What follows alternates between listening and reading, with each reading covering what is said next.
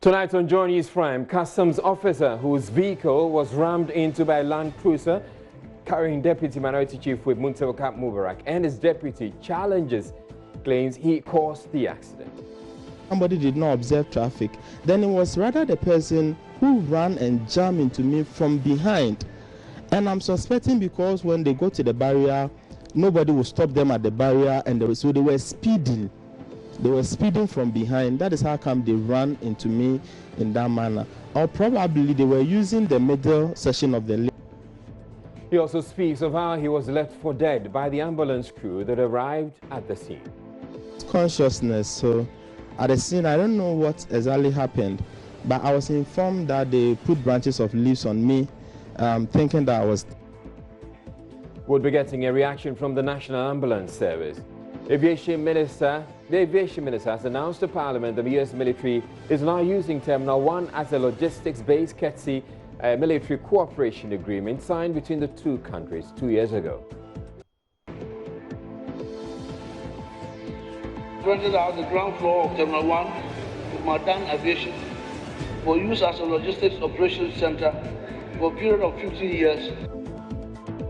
Ahead of President Akufo-Addo's State of the Nation address tomorrow, MPs from both sides of the House have been speaking about the expectation that Nana Akufo-Addo will find space in his State of the Nation address to explain to Ghanaians why he failed in the fight against Galamsey.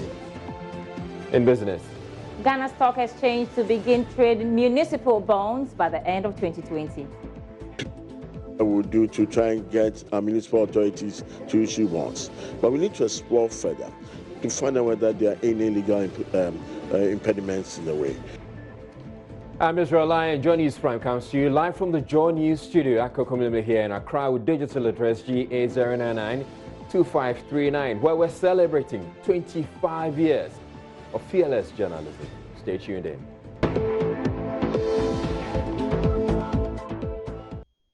In our first story, a customs officer whose vehicle was involved in a collision with a Land Cruiser carrying Minority Chief Whip Muntaka Mubarak and his deputy last weekend has challenged the account he was the cause of the accident.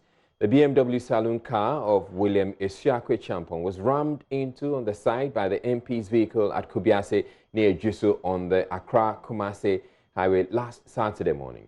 Speaking exclusively to Joy News after his discharge from hospital, Mr. Champon said, contrary to claims he failed to observe road traffic regulations when joining the highway from a minor road, he was turning off the highway onto a minor road leading to his home. He told Ohiming Teria he was left for dead by the ambulance crew that came to the scene and covered with leaves until a colleague customs officer came to resuscitate him. Let's hear his story. The decision of the second in command at the Kubasi Customs checkpoint to dash home after work to freshen up for lectures ended him being pronounced dead. I had closed from the morning and I'm offering a course at NIT, Software Engineering. So I had a class at 11. So around 9 o'clock in the morning, I fell out from duty and I was going to our restroom to pick up my few staffs with me so that I will have change and proceed to Kumasi for the class at the NIT. Just a few meters from the barrier, if I'm not exaggerating, it will be like less than 100 meters from just the barrier. Just approaching the junction to where I'll branch to the house, I showed the traffic indicators as usual. My left hand was outside to add up to the signals to signal the incoming vehicles from behind. And so I had done that. I was virtually out entering into where our residential facility is. And all of a sudden, the car ran into my vehicle from behind. And that was the last thing that I could saw. Just moments after setting off in his BMW car, volunteers pulled him, presumably lifeless, after a Land Cruiser vehicle whose occupants included the MPs ran into his car. I lost consciousness, so at the scene, I don't know what exactly happened. But I was informed that they put branches of leaves on me, thinking that I was dead. Mr. Echampon tells me how he was taken for dead as he lay by the roadside helpless. It took a God-sent, courageous colleague who was reporting to work for the very first time to do mouth resuscitation to bring him back to consciousness. That intervention was timely. But for the intervention of the officer that came and tested for my pulse and did the mouth-to-mouth inhalation, I don't know what would have happened to me. The guy that came to even do the mouth resuscitation and stuff was a new officer that has been posted to the place. So I took my time. I happened to be the second in command there. So I took my time and explained the procedures and processes that goes on there to him. And I told them that, oh, may I call class, and I will come very soon after the class because they are virtually new hands there. I didn't want to leave them. And we're waiting for the old hands there to come and support them. So I told them that, oh, I have lectures at 11, so I have to rush down to class and come back. And in less than 5 minutes, I was pronounced dead. As he prepares for surgery at the Komfanochi Teaching Hospital today, Mr. Echampon can only imagine the effect the accident would have had on his family. Life is just like hanging there because I was very active, very mobile, working, stopping vehicles, checking them, taking somebody who was new on the job through the processes and procedures, gave him an orientation as to what goes on. A class was waiting for me at 11, only to be told that I had been pronounced dead and branches of leaves has been kept on me. Life is just hanging there, and we thank God that we have a supreme being who is always there to keep us. Mr. Echampon also debunks claim he failed to observe traffic before entering the main road. So if anything, if somebody did not observe traffic, then it was rather the person who ran and jammed into me from behind. And I'm suspecting because when they go to the barrier, nobody will stop them at the barrier, and so they were speeding. They were speeding from behind. That is how come they ran into me in that manner. Or probably they were using the middle section of the lane. I can't tell. But there was no car coming from Kumasi. And looking into the mirrors, I saw that the place was clear to go. And I just veered. I showed the traffic gate, I removed my hand. And I even suspect it was because my hand was out. That is how come I'm having this, they call it a clavicular something. I'm not a medical person, so I don't know. But my shoulder here is broken. So now they are preparing me for surgery. So that is what we are waiting for now, to hear what the medical personnel will hear. Because I had my hand out so that if anything at all, it will add up to the navigator that I had already shown that I was branching and entering into our facility. I was not coming from any minor road as being speculated. He has a word of caution to motorists and other road users as he endorsed the multimedia group's Arrive Alive campaign. Just 2 days or so before that, a VIP bus had the same collision with a car just close to where the accident happened. Same way, I understand the pickup had run into a car loaded with maize. Because the VIP bus was speeding, he couldn't control and it somersaulted. So the accidents are just becoming too rampant. And it's all because we are in a hurry to go. If you look at my timing, it was 9. My class was 11. There is no way I'll use 2 hours from Kubiasi to Kumasi. So if you want to get early, just get up, make preparations, move early. Whatever happens, you will get there. But we shouldn't be in a haste. I don't know. Caution should be our key word. So the Arrive Alive campaign is a very good initiative by Joy FM. I do watch a lot. I listen to July, almost all of them. So I watch Joy News a lot, and I pray that caution will be a key word for all of us. From Kumasi for Joy News, Ohimintiria reporting.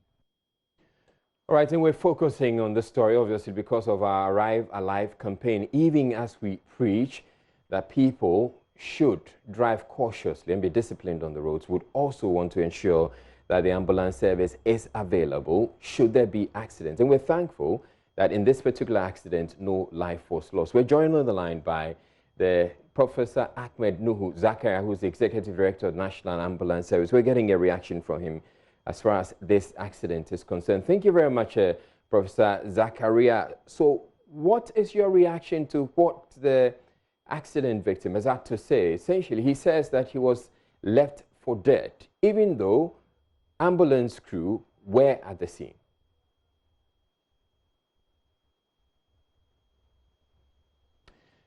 Hello, Professor Zakaria. If you can hear me, I'd like to repeat my question. It has to do with what the gentleman, the victim of the accident, Mr. Lai, let me just explain to you the nature of our operation. Please do.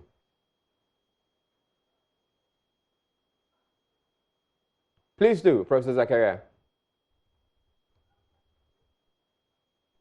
Obviously, you realize that the nature of the training of paramedics does not allow them to declare somebody dead on the road and put leaves on him. It's not possible. All right, so what happened in this gentleman's case, or what may have happened in this gentleman's case, since I'm not sure you were there? Yeah, so the information that got to the dispatch center was that 6 people were involved, or 6 casualties were involved in an accident. So the ambulance got there, and when it got there, 2 critically ill patients were identified, and they were transported in one of the ambulances. Because of the distance that the other 2 had to travel before they arrived at the scene, by the time they got there, the personal vehicle of the Honorable Mutaka had arrived and taken the other 4 who were not seriously injured. So that is the report we have as the number of casualties that were identified at the scene. However, the other 2 still got there anyway. But when they got there, they were told that all the casualties had been evacuated. And nobody mentioned that this custom officer was lying there, supposedly even dead, if it was the case. Because if it had happened, the training is such that they will have still triaged him anyway, and the triage will have declared him as somebody who is dead. And they don't abandon him. They will have gotten in touch with the police, and then the police take over. So the triaging system allows them to categorize the degrees of injury into red, which is very severe, yellow, which is slightly critical. The red is critical. The yellow is severe. The green are the people we call the walking wounded. They are the minor casualties who can go either on their own or through any other vehicle. And then the black definitely will be the ones who will be declared dead. All right. So, and the fact that the person will have been declared black or dead does not mean that he's abandoned. They will never put leaves on him and abandon him. It's not possible. All right. So, Professor Zakaria, when the ambulance crew got to the scene and they were accounting for the people who were involved in the accident, from what you had told me earlier, they knew about 6, or they had been informed about 6. But I thought it would just be right that they would find out who was in which vehicle, and so that if the BMW driver was unaccounted for, they would want to inquire what happened to him.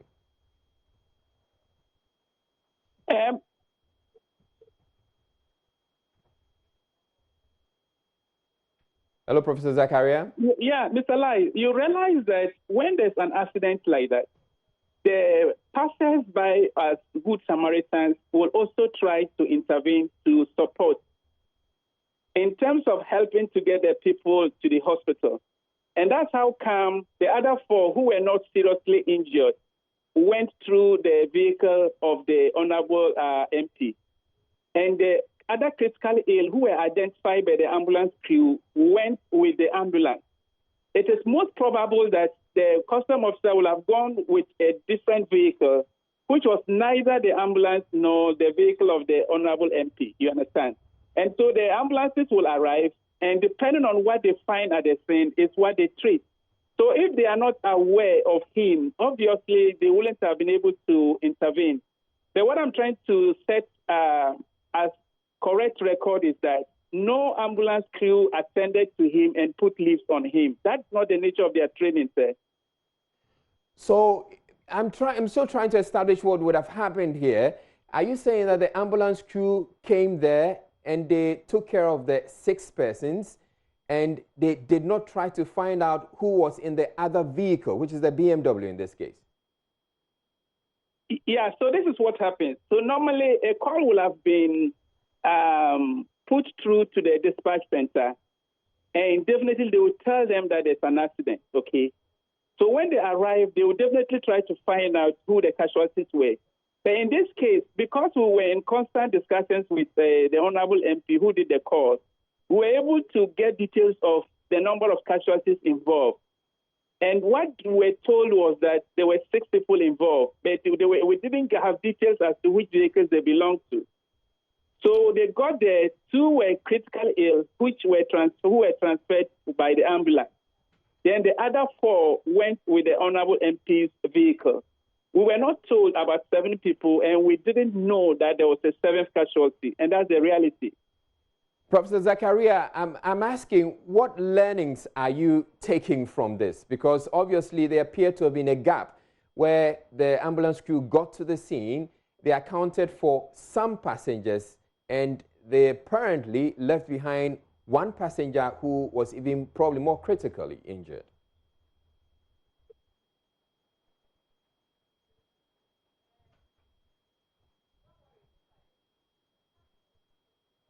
Yeah, Mr. Lai, what we need to investigate is to find out at what point was the custom officer transported to the hospital. Was it before the arrival of the ambulance or it was after? If it was before, then obviously it meant that they didn't meet him.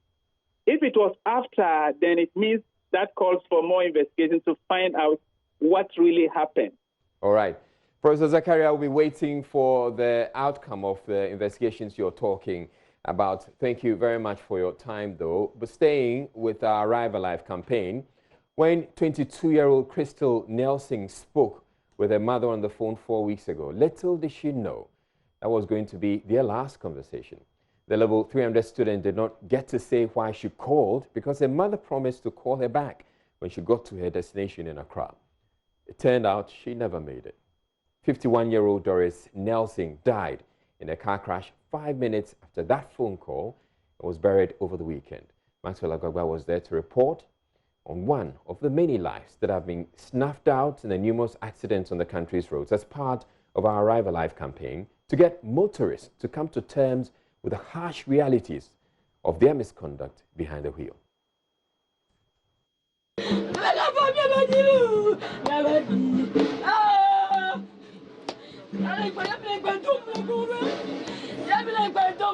A woman wailing very close to the remains of the deceased Doris Nelson. She lies in state. It is the last time family, friends and loved ones will see her. It is an atmosphere of grief and sorrow. It was a normal day on January 12, 2020. Doris Nelson was traveling with her husband Nelson back to Accra from Mando after a visit. Her daughter, a level 300 student of the University of Development Studies, had spoken with her mom while she was aboard a vehicle on which she was traveling. Her mom promised to call her back, but no, it was her last call. I was in school when my auntie broke the news to me. I couldn't believe it because I spoke to my mom on that Sunday and she told me she was in a vehicle coming home. So when she gets home, she will call me. So I couldn't believe it. When she told me, I told her that it's not my mom. Maybe it's my grandmom or someone in my family, not my mom, because I know my mom. Yes, she survives every single thing. She can get sick to the last moment. You think she's dying, but she will still survive. So telling me my mom is dead, I was so surprised. What kind of accident? Like, how did it go? My father picked it up and told me that it had an accident. See, the vehicle was overspeeding. The vehicle was overspeeding. And meanwhile, there was nothing. The road even there is good. It's a very good road. So all of a sudden, overspeeding, and then the car started somersaulting. They said the car somersaulted 3 times. So my mom fell out of the vehicle. Head pastor of the Global Evangelical Church, Reverend Dela Donko, says Doris Nelson played a pivotal role in the church. He says churches have a role to play in minimizing accidents on Ghana's roads. Because we preach to everybody, and once they hear us, we all have members wherever we are, and we being church personalities, we need to also take this campaign seriously, because as we are losing the accidents by our campaign, that a lot will cease.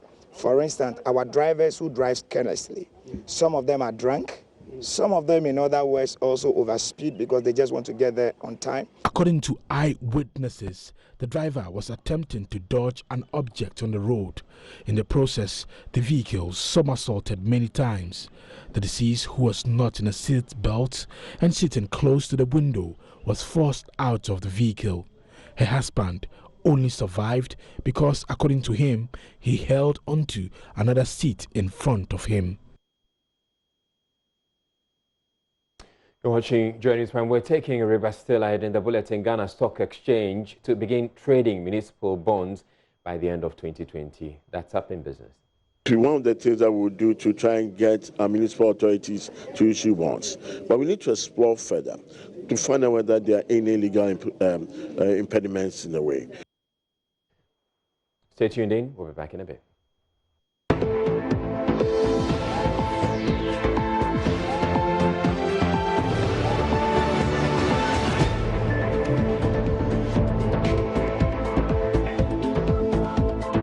Aviation Minister Kofi Addo on Wednesday announced to Parliament the U.S. military will be making use of one of the terminals at the Kotka International Airport, KETI, a military cooperation agreement signed between the two governments 2 years ago. According to him, Terminal 1, which until a few years ago was used for internal flights, is now being used as a logistical support base for the U.S. military.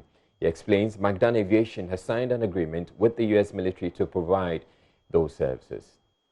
Mr. Speaker, the Ghana Airport Company has rented out the ground floor of Terminal 1 to Magdan Aviation for use as a logistics operations center for a period of 15 years from January 2019. Pursuant to the Ghana government agreement with the United States government, Magdan has also signed a management agreement with the United States military and provides logistics and handling services to the U.S. military through Terminal 1. This is the fixed-based operation systems. Right on the Roads and Transport Committee governs, Kwame Agboja poses question to the Minister.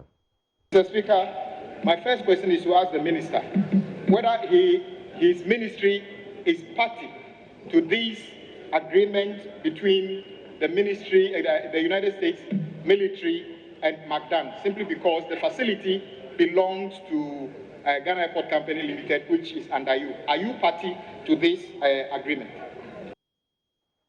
Well, let's say a while longer in Parliament because the President, Nana Akufo-Addo, will be in the House on Thursday to deliver his fourth State of the Nation address. Ahead of the address, MPs from the two sides of the House have been speaking about the expectations. The minority is asking the President to use the opportunity to apologize to Ghanaians for failing in the Galamsey fight. Yusuf Hussein is NDC MP for Tamale Central and former Land and Natural Resources Minister. Expectations for tomorrow's State of the Nation address are very limited because Nana Akufo-Addo is a colossal failure, and I have very little expectation from him. But even with a little expectation, I expect that Nana Akufo-Addo will find space in his State of the Nation address to explain to Ghanaians why he failed in the fight against Galamsey. He had risen the expectation of Ghanaians so high when he put his presidency on the line and said he was looking to the next generation, not the next election. But the water levels, the turbidity levels in the waters, in the Pra, in the Ofin, are at an unacceptable limits. And so he has failed. At least that statement in his State of the Nation must also include an apology. So that's what I want to hear from him. I want to hear an apology from the President for raising our expectation of him, because he's failed. And failing subsequently after he raised the expectation. And performing disastrously. The consequences of his failure being catastrophic. And the issue of the excavators in addressing... But that is the colossal... Listen, the failure, you can't address the failure without talking about the fraudulent breach of trust by some of the people he put in authority. When those we paid with taxpayers' money to help us deal with Galamsey turned around and became Galamseyers. That fits into a failure. And so in addressing the failure, and rendering the apology, Nana Akufo-Addo will well tell us exactly why those people in whom he invested so much trust turned their backs on him and engaged in galamsey. But MP for Dubiase and Chairman of Parliament's Environment Committee, Ya Frimpong Addo, says the president should rather be commended. If the president had not taken that bold step, it's a bold step, and as he said, he's put his job on the line because it is something that is culturally ingrained in the regions that this practice takes place. Because what is culture? Culture is about everything, your existence. So economic-wise and everything, the people living in those areas depend solely on digging for gold, and if anything happens and somebody, a president comes and he says both legal and illegal, lay down your tools, then it tells you that for the period that they laid down their tools, at least they saved the environment. The minority says that was an opportunity for people linked with the NPP rather to benefit, even as the ordinary person was being asked to stop the illegal mining. Look, me, I'm a social scientist. I believe in research.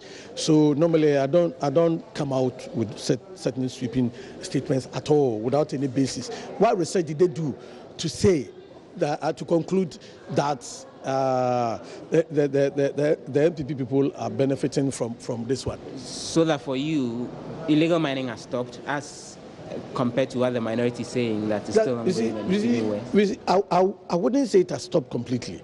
I mean, anybody who says, especially coming from where I come from, there's no way I will conclude that it has stopped completely. But it has reduced considerably. If those measures were not put in place, I'm sure we wouldn't have any farmland for cocoa farming, I'm telling you. So the president has done well in dealing with illegal mining. That's your position? Yes, if you look at it as water in a glass, I wouldn't call it as half empty, but I will call it as half full. It means he has been able to do something very appreciable. In another development, the minority in Parliament says a future NDC government will prosecute both the chairman and chief executive of the Ghana Trade Fair Company over recent demolitions at the trade fair. Minority MPs on the Trade and Industry Committee say they are convinced government will lose money in the form of judgment debt as a result of the demolitions, and that the NDC will ensure those responsible are brought to book.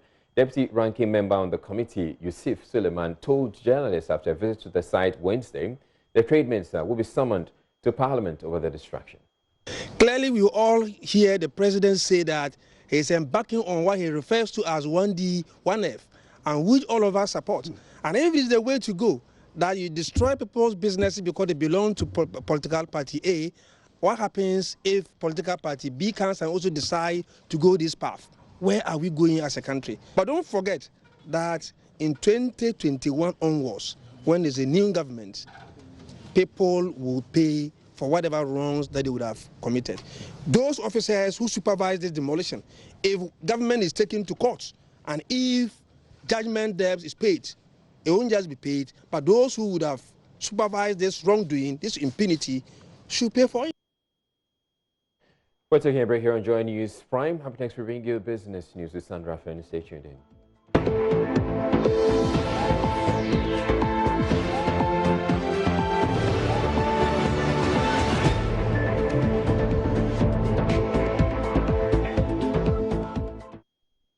It's time for business, and Sandra Fenn has it. Hello, Sandra. Hi, 25 years of media excellence. 25 years.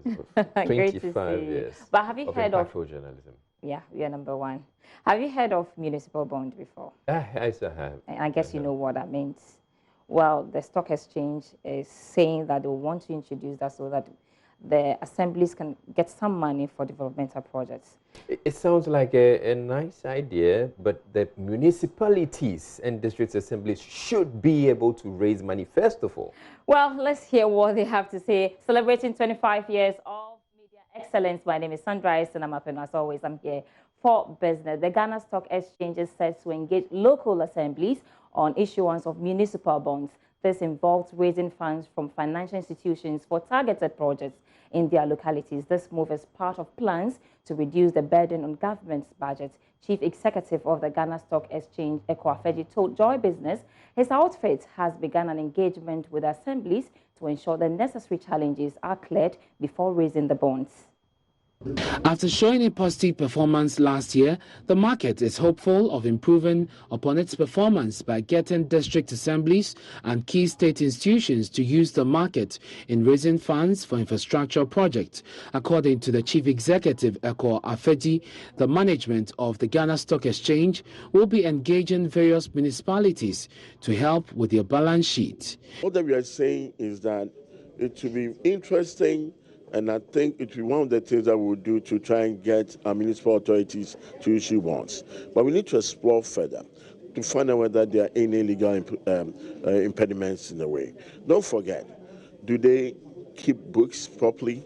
Do they have enough a big balance sheet to support issuance of bonds, etc. So we need to do a lot more research work, a lot more work in order to be able to get municipal authorities to issue bonds. In other jurisdictions, even in Africa, even across Nigeria, you have Lagos State or some of the municipal authorities in addition to the states also raising capital.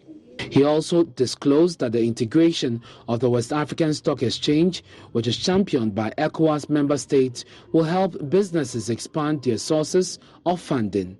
All that we are trying to do now is to gain recognition from ECOWAS so it can be binding on all of us. But what we are trying to do is specifically equip or give license or what you call a common passport or mutual recognition to certain brokers who meet certain requirements in order to trade across West Africa. Then also want to encourage IPOs across West Africa. And the benefit is very simple: larger market. Larger market. So if you're doing an IPO in Ghana and you can meet all the requirements that we've come out with for IPOs across the markets, and you get recognition from Nigeria, you can open up your IPO too in Nigeria. The 2019 performance of the Ghana Stock Exchange is one of the highest results recorded on the sub-region for the year. Ebenezer Sabute's report for Joy Business. Away from the stock exchange, the National Petroleum Authority says it will soon start revoking licenses of oil marketing firms that are not adhering to industry standards. According to the authority, this move is to help eliminate substandard fuel and ensure consumers are not shortchanged. Chief Executive of the National Petroleum Authority, Al-Hassan Tampoli, disclosed this at the launch of the second phase of the petroleum marketing scheme in Agra. The marker is a unique identifier which aids in distinguishing the various types of petroleum products and exposes the addition, if any, of a foreign product. According to Chief Executive of the National Petroleum Authority, Al-Hassan Tampoli, his outfit will resolve to revocation of the licenses of companies which are not adhering to standards. In Uganda, when you fill the marker test for the first time, you are made to pay, is it a 50% or 100% of the tax that you evaded? The second time is multiplied, times 2, is doubled. The third time, they seize their license. We are getting to the stage where we'll be seizing the licenses after second or third failure. Because the revenue that the government is expecting from the downstream petroleum industry is almost in excess of 5.2 billion Ghana cedis. Guest speaker at the event, who is also the Chief of Staff, Akosua Frema Oseo-Pari, believes the initiative will go a long way to reduce revenue losses to the state. Now, it's also significant to recognize the impact of this adulteration and malpractices in the industry to consumers, and as well as the losses of revenue for the government. We need revenue to develop this country. We need revenue to put our needed infrastructure, either social services or for things like roads, which is now the topic of the country. On his part, the Deputy Minister of Energy, Dr. Mohammed Amin Adam, says the petroleum marking scheme comes with an associated cost on fuel pricing. Fuel marking is not free, we know that. And it has impact on petroleum product prices. We will not have been paying for it, but for the bad ones amongst us. So all of us, citizens of Ghana, must be vigilant and continue to expose those bad ones. I am happy that the Seaboard has advised operators, players in the industry, to expose your colleagues. The event featured a demonstration of the Phase 2 of the Petroleum Product Marking Scheme. Relevant stakeholders like the Association of Oil Marketing Companies and the Chamber of Bulk Oil Distribution Companies lauded the initiative and urged the MPA to ensure that the latest development yields the needed result. Bismarck Osa's report for Joy Business. Still on the petroleum sector, the Chamber of Petroleum Consumers is warning the planned reduction in petroleum prices may not be realized. Fuel prices should have gone down by some 2% from Monday, but the various oil marketing firms are yet to adjust prices. The pump, Duncan Amwa, is the Executive Secretary of the Chamber of Petroleum Consumers, COPEC. He has been explaining to Joy Business why reduction in prices may not be realized. You have the NPA reinforcing the price stabilization and recovery levy, the PSRL. What that means is that some 14-16 pesos that was taking off is now being reinforced. And so whatever gains the city stability would have given you and I is actually getting wiped out by the reintroduction of the PSRL. We have said that the way prices are set in Ghana, it continuously works against the consumer. Unless something is done about the whole price build-up, it will be difficult for Ghanaians to have the sort of reliefs they need to get when world market dynamics are favorable, when the cedi is also stable, and when taxes are also stable. Unfortunately, every one of these indicators, when you find world market prices go down, then government sneaks in more taxes. When the cedi is stable, government, reintroduces taxes that they are taking off. When the cedi now depreciates, they add. When world market prices go up, they add. When taxes go up, they add. So these things cannot continue. See, deregulation would have worked in Ghana if we didn't have as much taxes, if the cedi didn't play as much of a role. Unfortunately, all the other dynamics, like I've indicated, if you look at the price build currently, the only part where deregulation works is the OMC's margins. Okay, so they have a choice to either sell and get full margins or reduce their. That's the only part. All other elements in the price build are cast in stone. There's no relief anywhere. And we are saying that let's tweak the price build up a bit so that it responds when world market dynamics are favorable. It responds when taxes go down. It responds when cedi is able to stabilize against the major trading currency, the dollar. Unfortunately, as it is, deregulation only works within the margins of the OMCs, and that is not sustainable. Let me get your thoughts on the marking product scheme that the NPA has launched. For you, what do you make of this move by the regulator in trying to ensure that when I drive to the service stations, I get quality fuel? GOL has introduced a higher spec or grade of fuel. We are very happy because GOL as a market leader is showing it can be done. We have asked all other oil marketing companies to ensure that they follow suit so that when I drive and I buy from GOL, the next station that I may not get GOL and I load from should not give me a lower grade. That's all for the first part of Business with me, Sandra Esinamap, and I'm back after 8 p.m. with more business news, but do stay tuned for Show Business.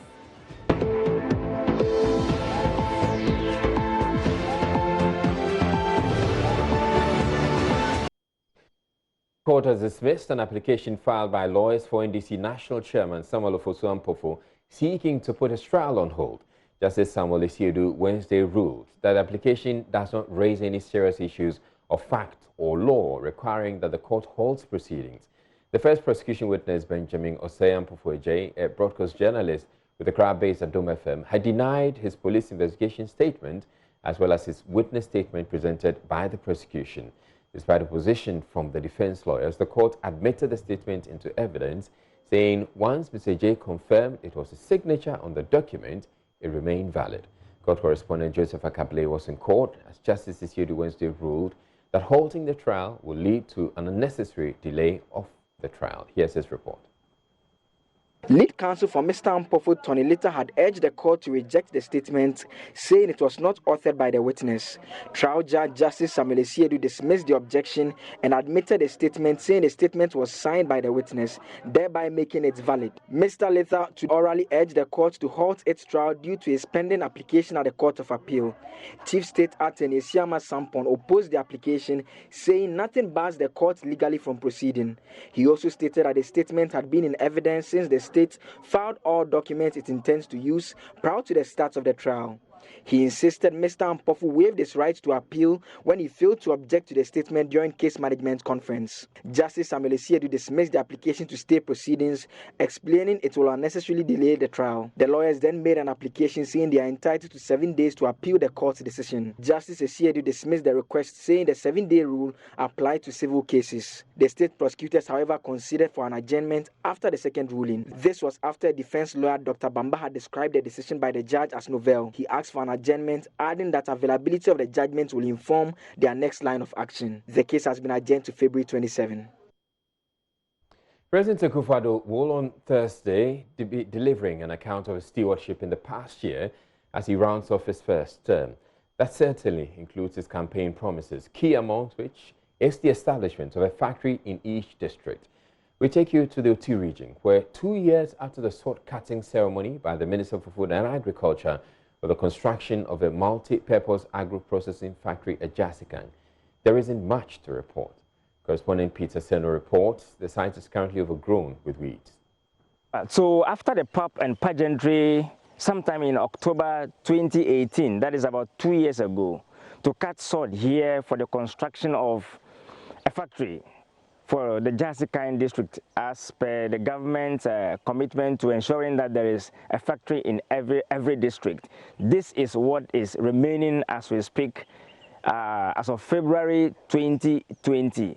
And so we have come to check to find out exactly what is happening to this project. The district chief executive for the Jasikan district, Kwame Aziane, has been speaking to Joy News about the development. He said it is a worry to him. I thank you for going to the factory area. Just last Thursday, some people from Turkey, they came and took sample of the clay that the geological department people have come to work on Burada to Turkey. They want to go and study the clay. They are ready with the money to come and start the factory for us. When I came to office as a DCE, the number one thing I did was that I investigated what resources do we have in Gwin, which we can tap and commercialize, so that our youth can get work here and do. So we work on the clay, we work on the cassava project, we are working on the multi-purpose agro-processing projects, and we are also working on the ecotourism that is in the Dr. Asiama's forest over here. We call that place Akrofo Forest.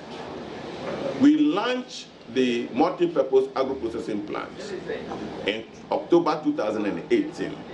We did that when the German investors have shown to us with documentation $48 million. The whole project is a $50 million.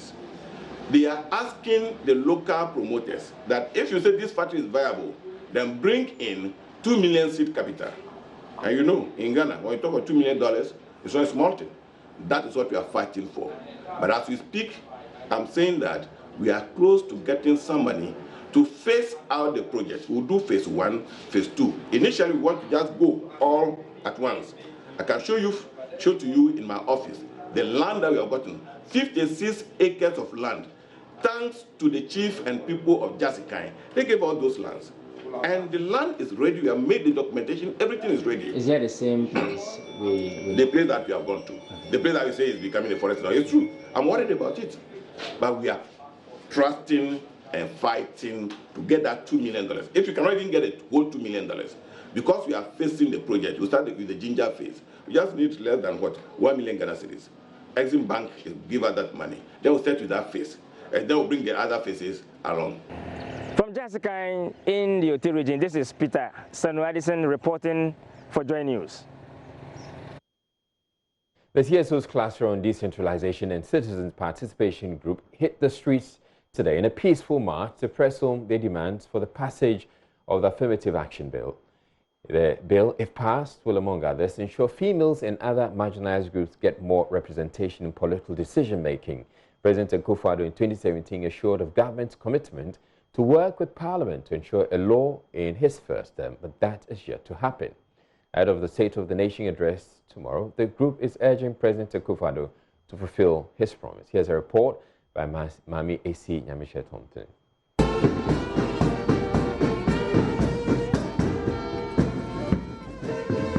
Mothers, professional women, students, and of course a few men marched from the Holy Ghost Cathedral to the Africaico spot, reminding President Nana Akufo-Addo to use his position as gender advocate to influence the passage of the Affirmative Action Bill into law. Advocacy for the bill to be passed into law has rallied on for 14 years. Efforts by stakeholders have not yielded much fruit, but the group is unwavering in its fight to push for it to be passed. Co-convener of the CSO's cluster on decentralization and citizen participation, Efwa Chidi, beckons on President Akufo-Addo to highlight it in the State of the Nation address tomorrow. We demand that the President of Ghana, being the AU gender champion and co-chair of the SDGs, to double his efforts to demonstrate increased commitment towards achieving these targets by influencing the passage of the Affirmative Action Bill into an act before he ends his 4-year term. 2020 is an epoch year, and it is a silver jubilee of the Beijing Declaration on Women and Platform of Action.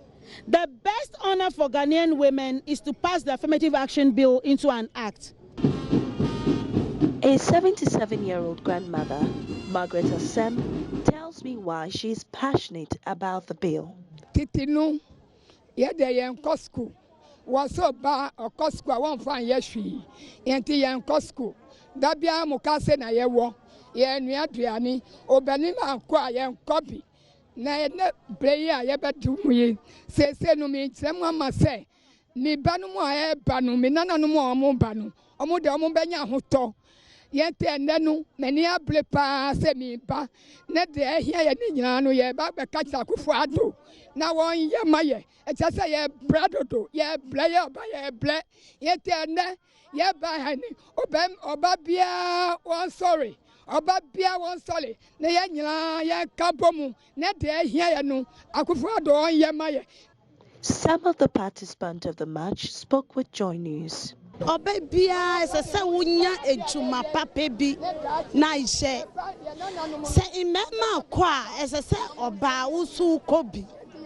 Ba samuano minyini se wogana ha papebi. Inti ye ma ye brepa.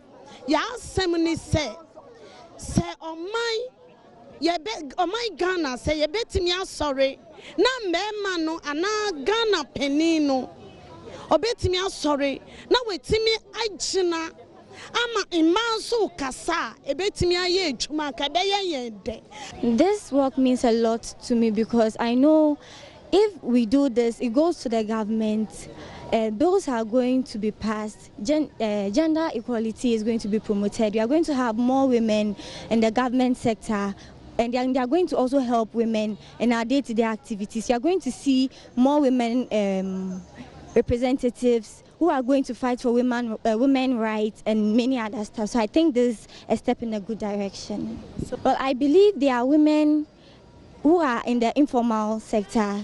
They learn skills and other things. So if women are going to be pushed into the higher level and then they are in our field, they are going to also help us come up, because it is seen women are weak. Women can't do things for themselves and all. But if people like us, people who are for us, are in higher positions, I believe they are also going to push us to the top, and this is also good. Namibia, Malawi, Uganda, and Guinea-Bissau are among some other African countries who have made strides in having women and marginalized representation since the Affirmation Action Bill became law in their countries. The group hopes Ghana will follow in the stead sooner than later. Mabiesi Nyamiche Thompson for Joy News. The Ghana Health Service has taken delivery of personal protective equipment from the World Health Organization in support of the country's preparedness for the novel coronavirus or COVID-19. The PPEs, which were handed over by the WHO country director here in Accra, will be distributed to health facilities designated for the management of cases should it be recorded in the country. WHO has been supporting the government in terms of providing guidelines, not only in Ghana but globally, providing guidelines in the area of case management, IPC, on ports of entry, on lab. And we know that as part of preparedness, health workers are the ones who are usually at the forefront and the first ones to meet cases. So it is important that they have personal protective equipment. So WHO today is donating some personal protective equipment as part of support to the preparedness. It includes gowns, masks, goggles, and respiratory masks and other types of masks. All this, we believe, will help towards supporting the current government efforts, adding to what the government has already begun to support. We have not confirmed cases yet, but we have not about 21 suspected cases, all have tested negative. We need more PPEs so that the staff, the areas that we place them, if we have to stretch out to more areas. And then we also need to do more drills with regards to as part of our preparedness. We are aware that there is a gap in our preparedness, so we use this to address some of the gaps. Mostly the National Rapid Response Teams, the Regional Rapid Response Team had enough of this. Some of the facilities, we've started giving some quantities to them, about 100 to 200 to most of those areas. The big hospitals, all the areas that are designated for treatment. So we mentioned Rich Hospital, we mentioned Temai Hospital, and then all the 10 the former regional hospitals, and then all the teaching hospitals. The association, the Ghana, the private medical providers, the Christian Health Association of Ghana, any group of health providers that we realize that potentially they may handle some of the cases. We have given them some of the supplies. Another development, the Ghana Health Service is targeting children born between January 2016 and February 2018 in a special exercise to prevent all polio diseases following 16 cases of polio type 2 recorded in the country since last year. The latest case of polio was recorded in the Ashanti region last month, prompting a nationwide exercise which just began on Wednesday. The vaccination is targeting 2 million children in the country. There's more in the following report. According to the Ghana Health Service, this exercise has become necessary following the detection of 16 type 2 polio cases in parts of the country in 2019.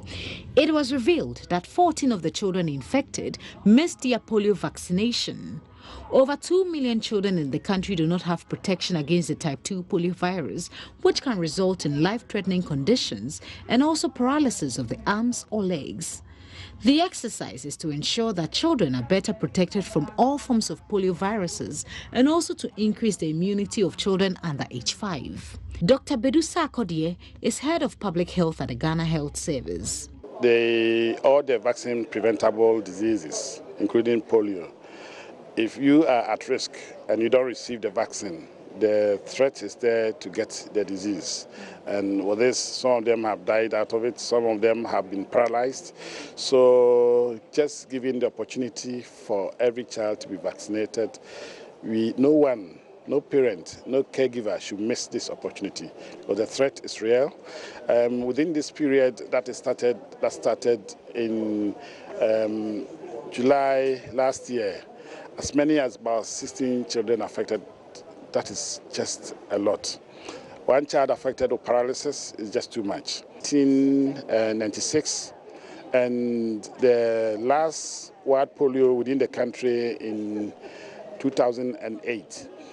Since then, we've remained polio-free until recently that we started having this polio type 2. It is not the wild type, but it's the one from the vaccine derived, and as much as possible, we have to make sure that the various measures that have been put in place, those that are to receive the injectable vaccine, which is starting today, ending on the 25th, they have to take and listen. The parents and caregivers have to listen in good ears and support their children to receive the vaccine. And then also we have those, I think at Hafano North, Hafano Southeast, I think Kunsu is the capital, and then also Sechere, Kumawu districts, where we have recent outbreaks. We will conduct the oral polio vaccination, but then you give specific dates for these activities. So again, parents and caregivers in these areas, they have to take note. When the information comes, you have to take it serious and send the children for such activities. According to the Ghana Health Service, some of these cases occurs when there is low vaccination coverage over long periods, compounded by poor sanitation conditions. Country Director for the World Health Organization, Dr. Nima Kamambu, called on stakeholders to complement the efforts of Ghana Health Service by promoting good environmental practices to eliminate the enabling environment for the transmission of polio and other diseases. Together, we, the JP partners, remain resolute in our fight against polio. On behalf of the JP partners, I want to congratulate the Ministry and Ghana Health Service for their leadership in the response, and also appreciate our gallant health workers who come through communities, including the hardest reach areas, to get every child vaccinated. The nationwide inactive polio vaccine is an injection which is given to children under 5 in all 260 districts in the country. The exercise ends Tuesday, 25th February 2020. For Joy News, Matilda Gavi, Accra. St. Rose's SHS for 2 years running will miss out on the National Science and Maths quiz after their beating in a nerve-wracking contest on Wednesday. The girls could not keep their first round lead, losing the contest to Asaman Kese, who dominated the remaining round to win the competition and secure a ticket to Accra for the national championship. Giant Slayers had Mount Sinai SHS eliminated St. Rose's SHS at the same stage last year to make their first ever appearance at the nationals. Asaman Kese SHS ended the contest with 50 points, 9 points ahead of the closest contender, St. Rose's SHS. Maxwell Kudoko has a wrap of day 2 of the Eastern Region qualifiers.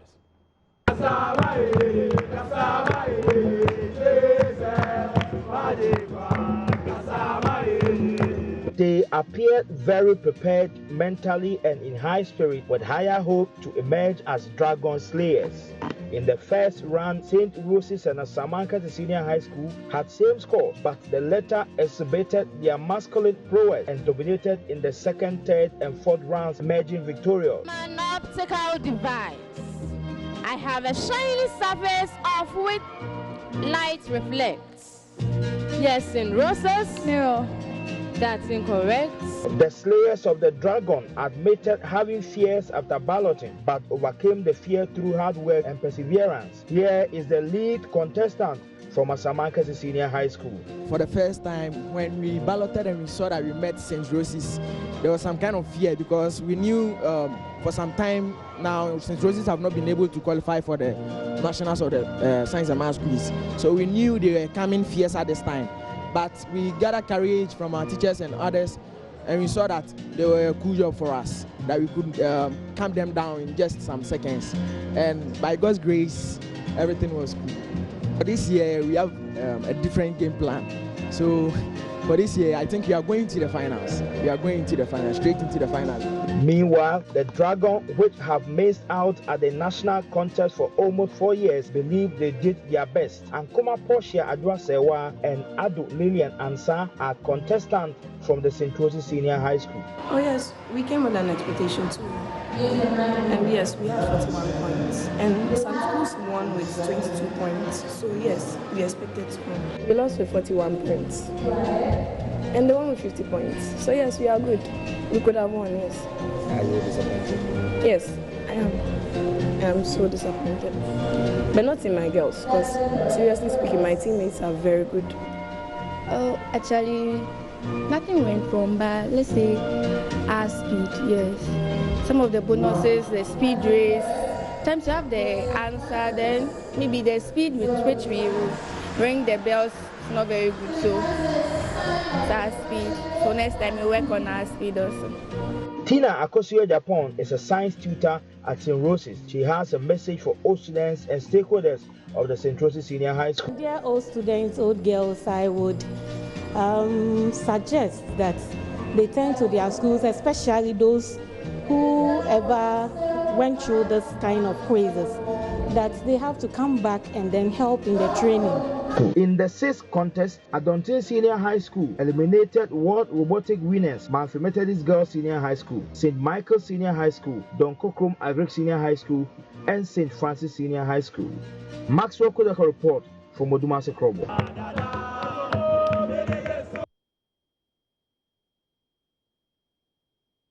Well, as universities across the country get ready to receive the first batch of the free SHS students, there are concerns about how accommodation facilities at the universities are already overstretched. Authorities of the Kwame Nkrumah Hall of the University of Cape Coast, for instance, say they are being forced by the numbers they received last academic year to convert reading rooms of students into sleeping places. They fear the congestion in the halls might create academic and mental health problems if care is not taken. Richard Kudunako has more in the following report. Already, rooms built to accommodate 2 students, according to the hall master of Kwame Nkrumah Hall, are now accommodating 4 students and in some cases 8 students. During the Kwame Nkrumah Hall Week celebration, the hall master, John P.K. Adute, appealed to the university authorities to do something about it so the converted facilities are reclaimed to ensure students can be comfortable in the hall. In the hall, we had a reading room, which has now been converted into sleeping place for students when numbers increase. But we want to say that our students need a place to sit in the hall and read. So for next academic year, we are pleading with authorities that they should not force us to use our reading room for sleeping place again. We want to get it back for the students to read. When I was a student here, we were 2 in the room, but now our students sleep 4 in the room, and even some of the room, especially the C block, they are 8 in the room. We will be very grateful if the authorities will allow us to do some congestion of these rooms. I know this coming next academic year, numbers will increase. We're hearing increase may even increase by about 3,000, which means more space. But we must not lose sight of the fact that when we continue to congest our students in the room, it can have health problems.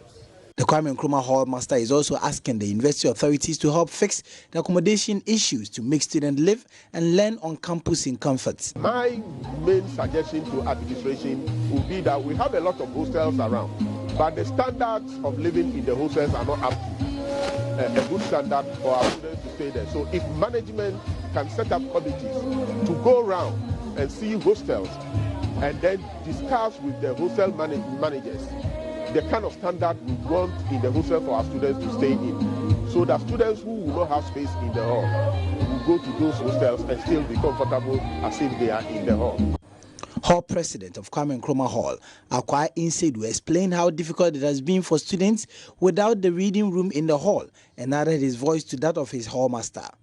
now we have a very critical challenge which happened because of the surge in the intake by the government of Ghana. That is, last year, the new breed of university students we have here, that is the level 100 in the hall, there was a surge in the number was increased. And for that matter, we had to convert certain rooms that are meant for studying. For example, our reading room, we had to convert it into a room to accommodate freshmen and women so that they can stay there. We have a challenge because, one, we are converting our reading room. That place is meant for learning, it's meant for reading. And without learning, then our stay here is actually unimportant. The week-long event had the theme Kwame Nkrumah Hall, excellent pace setters doing the extraordinary. Richard Kwejenyako, Joy News, Cape Coast. All right, so we wrap up the bulletin with some of the comments you've posted on our Facebook page. And of course, we've posted some stories. The two of the stories I'm going to be sharing with you. First has to do with the COVID-19 outbreak. Government says it is shipping food items to stranded Ghanaian students in China. And we have 76 comments and 21 shares. So let's get to read some of the comments. Lancelot says, relax guys, supplies are on their way. Milo, Nido, Gary, milk, cow milk proper, groundnut, sugar, Ghana rice, organic vegetables, all inclusive. Expect the ship docking at Beijing soon. However, if you want fufu or akple, then you are on your own. Corona will definitely merge with virus, and Wuhan City will be your sick bay. Anyways, relax because we ain't ready to accommodate you guys as a nation. It's gonna lie. Linda says countries are chartering planes to bring their citizens home. You're sending food, for Christ's sake. It's not famine season or 1983 in China. Bosk says, okay, probably let me just take some of the replies there. I'll have to read some of the replies when they come up. So says Akwesi Brit example.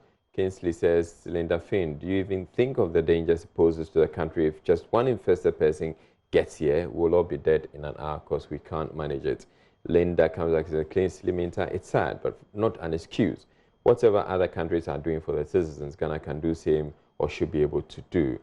And Bosk says, if their own children were to be there, they send private jets for them within a few hours. But being an ordinary person's child, they're sending foodstuffs. I feel for their parents because if my child were to be there, I wouldn't know what would happen to me. I feel sad anytime I hear that. Right, so there's a second story which I'd want to share with you, has to do with our coverage of the President's State of the Nation address. It comes up tomorrow, and we're bringing you comprehensive coverage. We have a montage, a promo on our Facebook page, and Joseph says, Ghana, we are now in the state of action, not worse. 2020 should be an action year, Nana.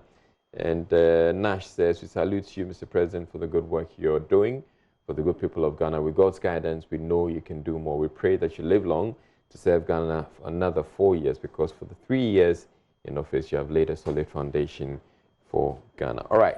So those are some of the comments you have posted to our Facebook page. And you remember that the best place to be for the State of the Nation Address 2020 is Joy News. We're bringing you coverage on TV, on radio, and online. So do stay tuned in to the channel. That'll be it for the bulletin. I'm Israel. Thank you very much for watching. Have a good night.